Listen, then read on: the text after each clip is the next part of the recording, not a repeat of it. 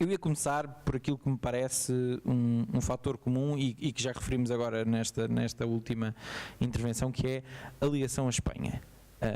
De que forma é que um planeamento regional que tenha em conta uma região que está inserida dentro de um país que é Portugal, naturalmente, mas que tem uma proximidade geográfica muito grande à Espanha, de que forma é que isso pode impactar os resultados que quer as empresas, quer as pessoas têm ao viver e ao trabalhar e ao desenvolver atividades e ao investir nestas regiões? O que é que está a faltar para que nós comecemos a olhar para Trás-os-Montes, neste caso, que é o exemplo específico que estamos a trabalhar, como regiões exportadoras para o mundo ou a olhar para o mundo, e não como parte de Portugal que se calhar até tem aquela postura que agora vemos menos de somos os coitadinhos que estamos aqui a um canto, porque na prática não está a um canto, está no meio de uma região mais vasta, simplesmente essa região não é Portugal.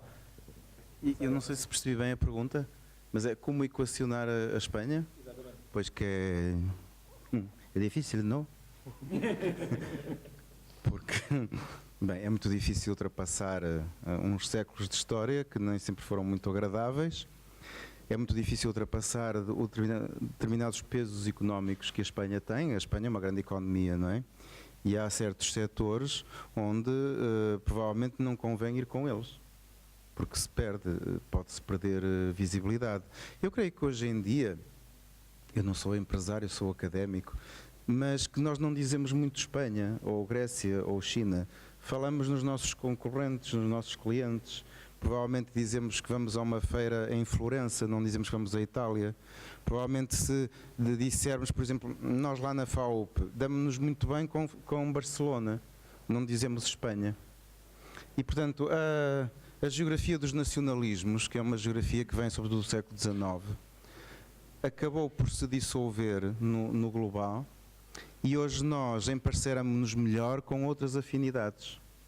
Por exemplo, não sei, se aqui o nosso amigo quiser fazer uma campanha de promoção de azeite, por exemplo, em Angola, provavelmente não vai com nenhum espanhol, não é? Não. Não vai. Pois, eu também acho que não. Nós nas redes de investigação também não vamos assim. Parece um paradoxo, mas quanto mais global é o mundo, mais quase que as nossas escolhas é quase como uma acupuntura. Não é? Temos que escolher pontos muito sensíveis e perceber nessa constelação de pontos onde é que nós estamos. E não em borrões. Do género, isto é a Europa, isto é a Península Ibérica, isto é... Eu vejo um bocado assim. Eu aqui nesta questão, se calhar acrescia, eu tenho uma dualidade. No setor têxtil estou muito ligado à Espanha, pelo contrário, acho que a ligação à Espanha, e nomeadamente ao grupo Inditex, é muito forte. Trabalho há 20 e tal anos com eles, às vezes costumo dizer que também sou castelhano, porque é a minha segunda língua, todas as semanas estou lá, estou com eles. Mas aqui no setor agrícola, conforme eu disse, por exemplo, não acho que devo estar com eles, porque a Espanha é um grande produtor agrícola, mas é um produtor massivo de quantidade. E nós aqui somos um produtor de qualitativo. E acho que aí temos que marcar pela diferença.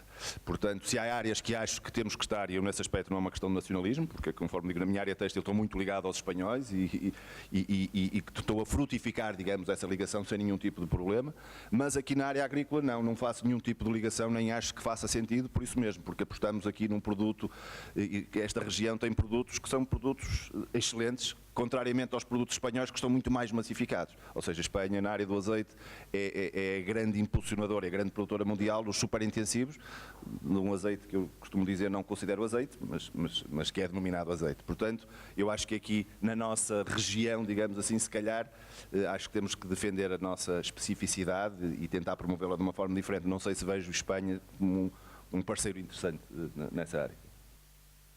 Eu acho que no caso do Douro, os espanhóis é que estão interessados em associar-se à nossa imagem, não é? Acho que isso é bastante claro. Mas, de resto, eu acho que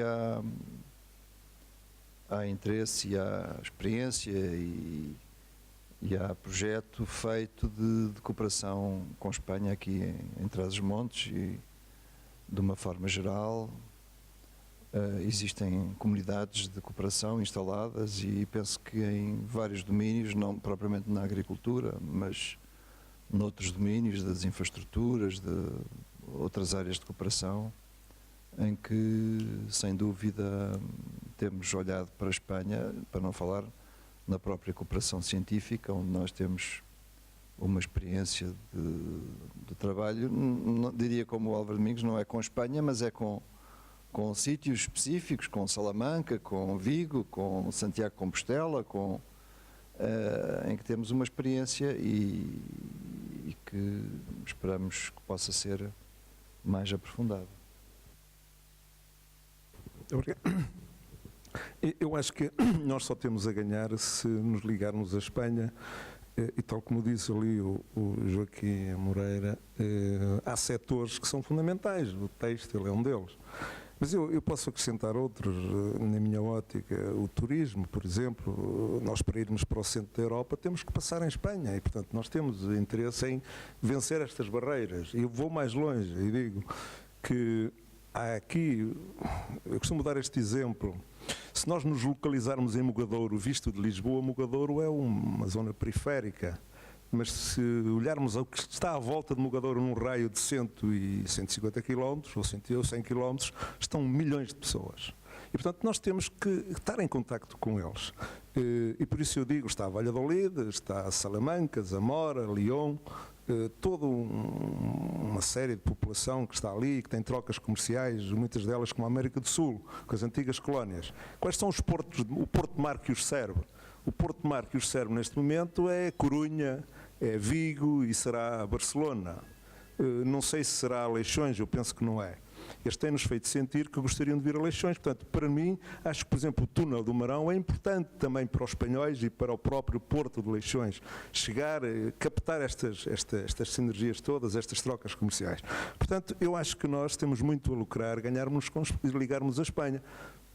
Como diz o Joaquim Moreira, se pensarmos no azeite, talvez não, porque eles têm, não chama azeite, mas eles são produtores, grandes produtores de azeite. Nós temos que ter, temos que ser tal como a Costânia, como a Toscânia, temos que ter marca, marketing, qualidade e fazer-nos vencer, ganhar esses mercados à custa do próprio território. Mas no vinho, por exemplo, no caso do vinho do Porto, já temos ali muitos clientes, potenciais clientes. Como temos a nível de frutas também ali na zona toda de Castilho e Leão. Portanto, eu julgo que nós temos muito a ganhar, para além da zona de Valladolid, ser uma zona com grandes potencialidades em termos industriais, que nós podemos ter aqui algumas indústrias complementares. Portanto, eu julgo que a nossa ligação à Espanha é muito importante, porque não é só a Espanha, é a Espanha e a toda a Europa.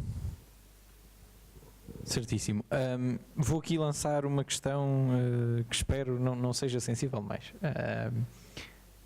Como é que nós conseguimos fazer aqui um planeamento, e falamos de planeamento regional, portanto da região, respeitando os interesses, as vontades e também as particularidades de cada um dos municípios? Isto é, como é que nós sentamos todos estes municípios à mesma mesa, olhamos para as diferenças que eles têm, para as particularidades que eles têm, e aqui irei dirigir-lhe a questão primeiro, e conseguimos fazer com que todos eles consigam contribuir com soluções que ajudem a promover esta marca região, para além de haver lugar à mesma para as marcas de cada município. Como é que nós não ferimos suscetibilidades nisto? Como é que nós garantimos que há aqui algum poder de equilíbrio?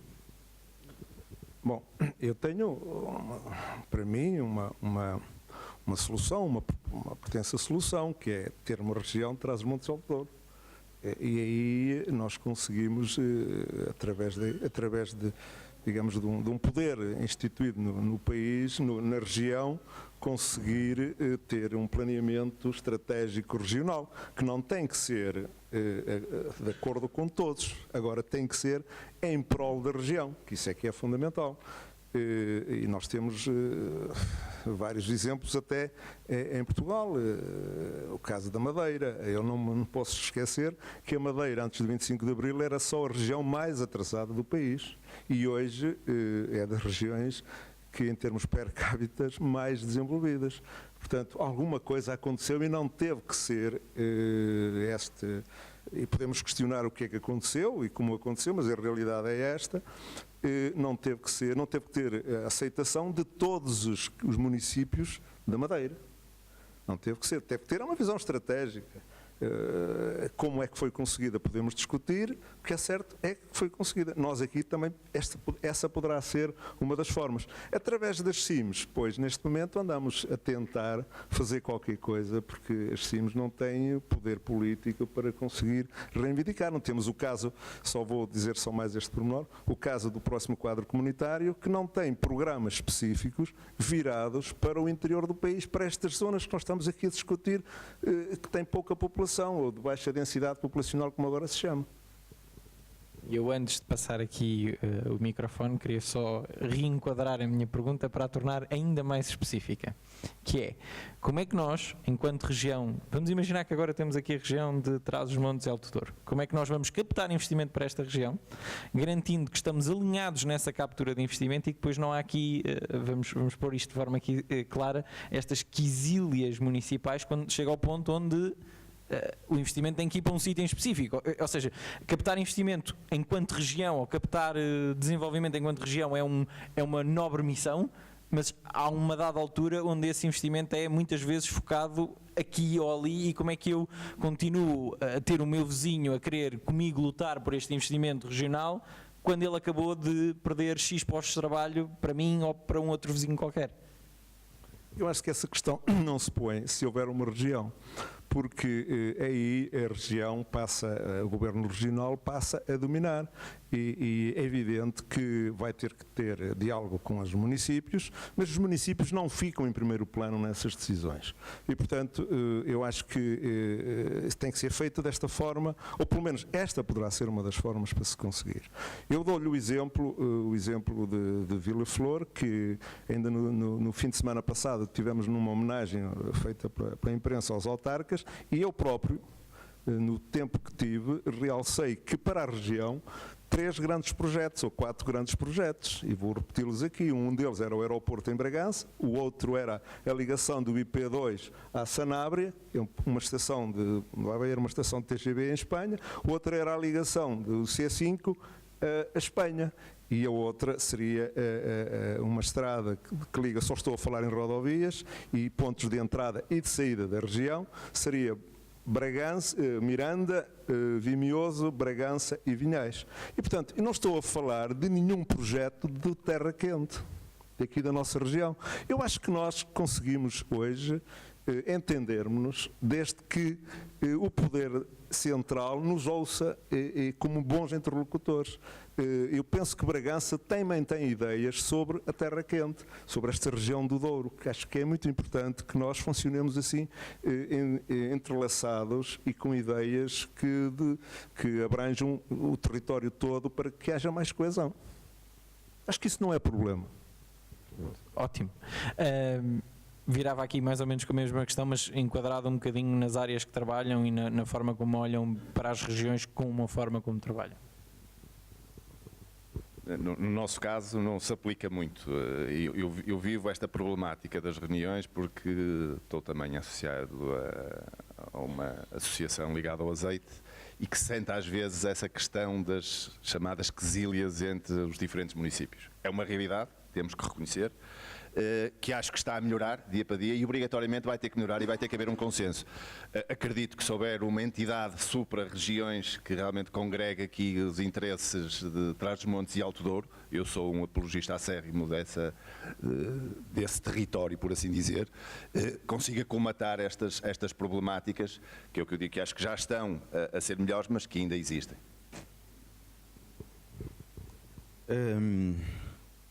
Pois é uma pergunta muito complicada, porque é fácil usar metáforas. Uma das mais usadas é a da geometria variável, pronto, que é uma coisa que se aprende em geometria, e portanto não há uma região fixada para todo sempre, com as mesmas fronteiras, as mesmas áreas, e que é um território pertinente para discutir todos os assuntos. Este conceito de território pertinente agrada-me, porque o poder regional em si não me diz muito, diz-me mais para quê, não é? O que é que vamos fazer com isto? Com a geometria variável, aprende-se a funcionar por objetivos muito precisos. Ou seja, se eu quiser fazer uma campanha de turismo vendendo Trás-os-Montes e Alto Douro em Xangai, provavelmente, pronto, esse é um projeto, logo vejo quem é que vou associar e como. Agora, não estou a ver uma associação generalista que dê para tudo. Nem estou a ver aquela versão muito piedosa das chamadas parcerias para o desenvolvimento, que, como dizia o povo, às vezes redundam numa coisa que é, pois, eu dou-te um chouriço e tu dás-me um porco. Ou do género, está bem, vamos então lá negociar um grande investimento, eu fico com a universidade e tu ficas com a central de tratamento dos lixos, por exemplo. Não dá de todo. Aquilo que diz a nossa geografia política é que o poder democrático está legitimado ao nível municipal. E, portanto, se eu for presidente do município de Vila Flor, pois é perante o município de Vila Flor que eu tenho que responder. Pareceria muito mal se eu me empenhasse em projetos muito interessantes ali para Mirandela, porque não bate certo. E, portanto, isto é assim mesmo, quer dizer, se o mapa político legitima a instância municipal como uma instância de legitimação, de decisão, de um orçamento que tem que ser gerido, e se não há nenhum mecanismo político de negociação a nível intermunicipal, já é escusado chamar-lhe regional ou supramunicipal, se não há isso, de facto é escusado estarmos a perder tempo com regionalização. Mais vale então vermos em que projetos é que nos vamos envolver e com quem é que vamos falar e andar para a frente. Porque também do Estado Central é melhor não esperar muitas coisas, não é? Porque a história não muda com muita facilidade. Isto é um Estado muito, muito macrocéfalo, muito concentrado, desde o Afonso Henriques, não é? O homem começou em Guimarães, aquilo não correu muito bem, depois pensou que ia para Coimbra e decidiu ser tumulado lá, depois teve aquela ajuda preciosa dos cruzados e conquistou Lisboa e lá se fixou, ponto final, até hoje. Portanto, até hoje, a história do país, da geografia política portuguesa, é de uma hiperconcentração em Lisboa, que depois se ganhou outra escala quando o país tinha um império e era também metrópole, não era? Era capital imperial. Depois passou ali por um complexo de identidade, por uma crise de identidade, quando ao mesmo tempo perdeu as colónias e se dissolveu na Europa, mas rapidamente ganhou fôlego. Eu acho que a Expo marca simbolicamente essa recentragem de Lisboa até hoje. Não vale a pena pregar muito com eles, porque eles dizem palavras feias, do género, a província. Eu não deixo os meus colegas dizer a província, assim, eu não sei o que é a província. Isso é uma palavra de origem latina. Os romanos diziam que a província era o território administrado pela metrópole. Ou então dizem-te que vão ao norte. E tu não sabes se vão a Santarém, se vão a Mafra ou se vão a Vila Flor, vão ao norte, aquelas coisas distantes. Ou então aqueles lugares comuns, o Porto, eu gosto muito do Porto, que giro, está a ver? Pronto, não vale a pena. Isto é uma coisa que está entranhada e não vale a pena fazer disto uma luta, mais vale agir positivamente. Do género, nós aqui, em Trás-os-Montes e Alto Douro, temos aqui umas coisas cozinhadas para lutar por estas causas, por aquelas e por aquelas. E vamos fazer ao contrário, vamos arranjar uma geometria política a mais adequada para isto.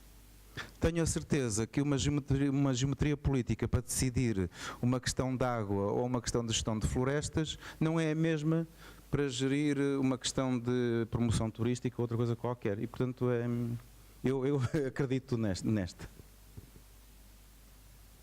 E eu não acredito em nada. Bom, não, estou a brincar. Eu acho que a pergunta é uma pergunta académica.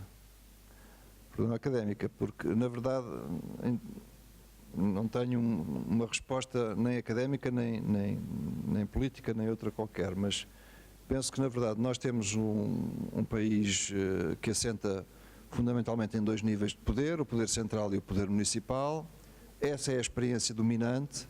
Essa experiência tem marcado muito uma certa competição entre os municípios, não é? É verdade, isso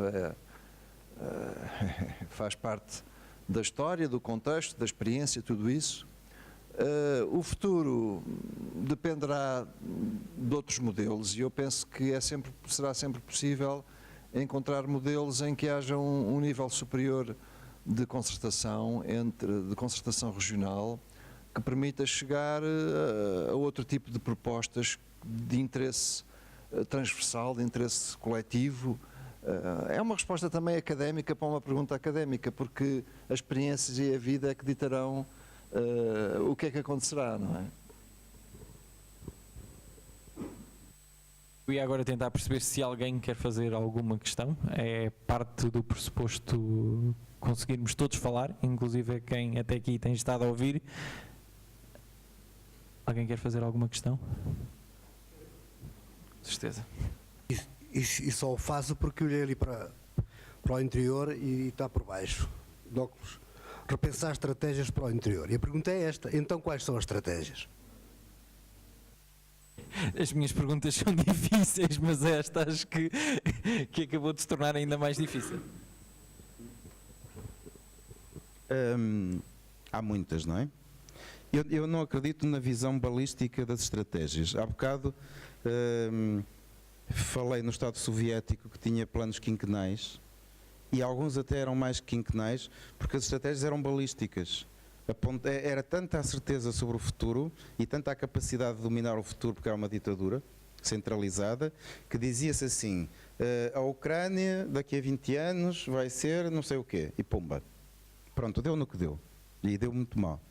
Portanto, eu acho que devíamos deixar de pensar numa versão demasiado absolutizante ou totalizante de ter uma estratégia e de pensar que dominamos o futuro, porque é completamente mentira.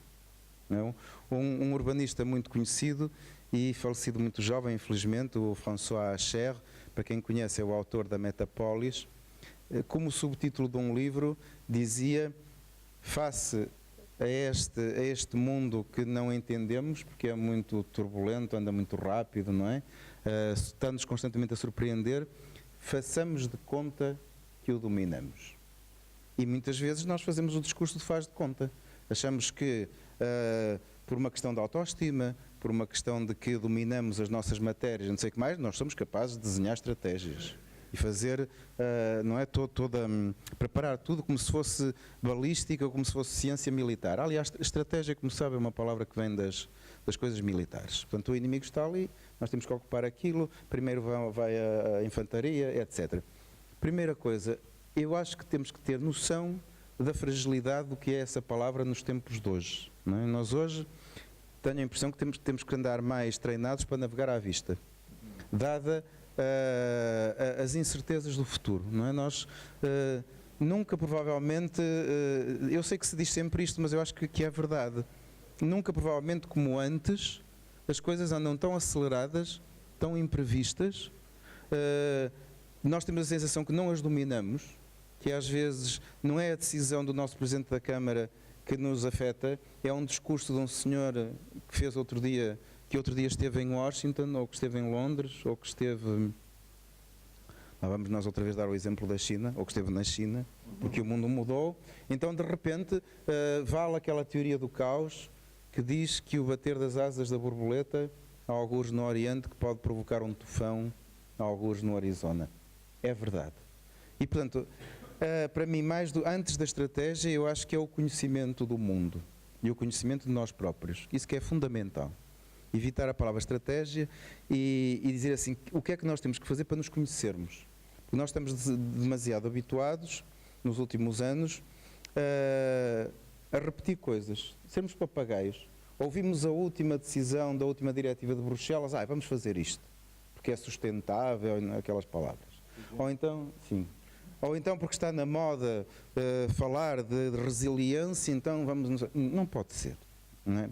Vamos nos conhecer a nós próprios, que eu acho que isso já os filósofos gregos diziam, e essa é a principal questão, e vamos perceber dos temas que nós melhor dominamos, no caso do azeite, por exemplo, qual pode ser o nosso posicionamento do mundo, mas não é a meta-estratégia, não, é a estratégia para aquilo. É assim que eu vejo as coisas. Uma coisa que me parece comum nestas áreas e que não me canso de repetir é a questão que há bocado falava do papel do Estado. Preocupa-me isto, não é? Porque nós continuamos a usar a palavra desenvolvimento, isto e aquilo e aquilo outro, não nos demos conta que o Estado morreu. Não sei, foi tomado pelo dinheiro, pelo capital, é uma coisa completamente diferente. E nós tínhamos a ideia de que a política, a democracia, o bem comum, as coisas públicas, a res pública, tudo isso era o Estado. E quando havia algum conflito na sociedade, já que nós não vivemos no tempo de Vilarinho das Furnas e das sociedades comunitárias, era o Estado que arbitrava os conflitos e que decidia. E a política tratava disso, não é? Uns diziam que a política, os mais otimistas, que era a construção do consenso, e outros diziam que a política que era a gestão do conflito. Mas fosse a gestão do conflito ou a gestão do consenso, era a política. E a política era o Estado. E o Estado eram as coisas públicas. E a mim preocupa-me isto. Os empresários, já se percebeu, dominam uma linguagem universal e uma racionalidade universal, do género, para vender azeite é preciso que o azeite dê dinheiro. Se não der dinheiro, não dá, não é? O Estado e a definição das políticas públicas vão ter que ter outros objetivos. Que eu repito, que no caso das regiões em declínio demográfico e em processo de envelhecimento, de rarefação, etc., os poderes públicos têm que estar muito atentos a esta sociedade e às suas necessidades mais urgentes. Mais do que o longo prazo, que eu não sei, eu acho que o longo prazo que acabou, agora só há o curto prazo, não é? Os filósofos chamam-lhe a isto, aos nossos tempos, o presentismo. É tudo presente, não é? Porque o passado é um país distante e o futuro não se conhece, é opaco e, portanto, é tudo presente. E, portanto, temos que saber o que é o presente e construir respostas para o presente.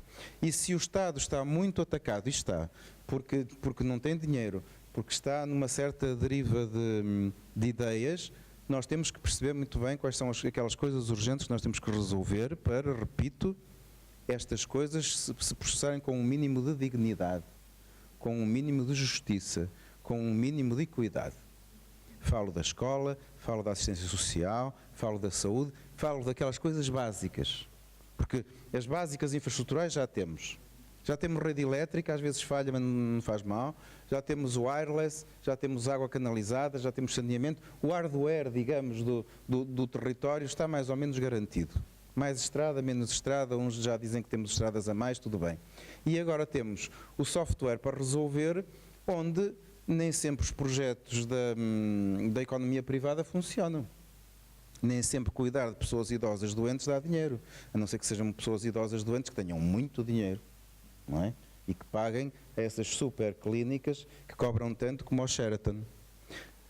Se determinadas IPSS não o fazem ou o fazem mal, ou o fazem com aquela ética da caridadezinha, o Estado tem que reinventar novamente o seu papel assistencialista, não tenhamos medo da palavra, e tem que fazer isso. Portanto, as minhas preocupações neste momento são isso.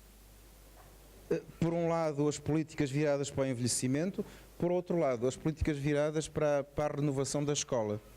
Preocupa-me muito porque os meus filhos também passaram por aí há muito pouco tempo. Aconteceu uma revolução que é a internet, e isso não passou pela escola.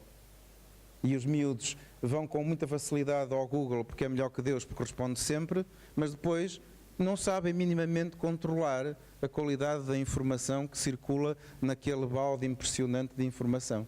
E eu acho que há projetos fora daqueles ambientes demasiado bloqueados e demasiado fechados da escola, há projetos que os municípios podiam liderar, podiam semear formas diferentes de fazer formação e deles conhecerem o mundo. Mais alguém quer acrescentar alguma coisa? Mais alguma questão? Com certeza. E vai ser a última questão. Queria ouvir a vossa opinião sobre a regionalização, sim ou não, que região? Região Norte, região Trás-os-Montes e Alto Douro? Vou-vos pedir que em cada uma das intervenções, vamos passar por todos, sejam o mais breves possíveis. Vamos começar. Eu acho que há aqui um conceito muito grande.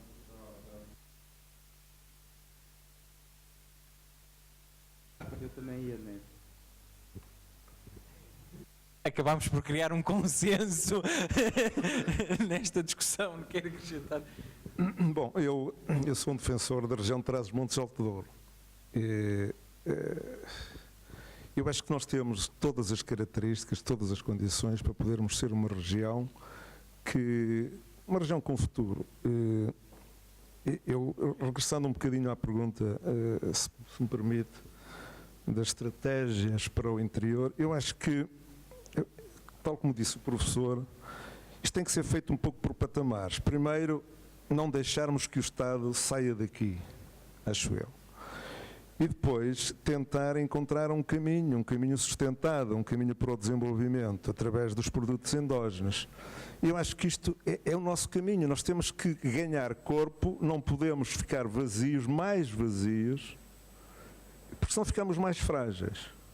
E temos que tentar arranjar, com a nossa fragilidade, ser ricos. Ou seja, com o nosso território, com a nossa dimensão do nosso território, com as nossas pessoas, nós podemos ser poucos, mas podemos ter aqui um bom nível de vida, uma boa qualidade de vida. Isso pode ser atrativo. Podemos chamar pessoas. Regressando à regionalização, eu volto a dizer que eu sou um regionalista, digo, convicto, Trás-os-Montes e Alto Douro.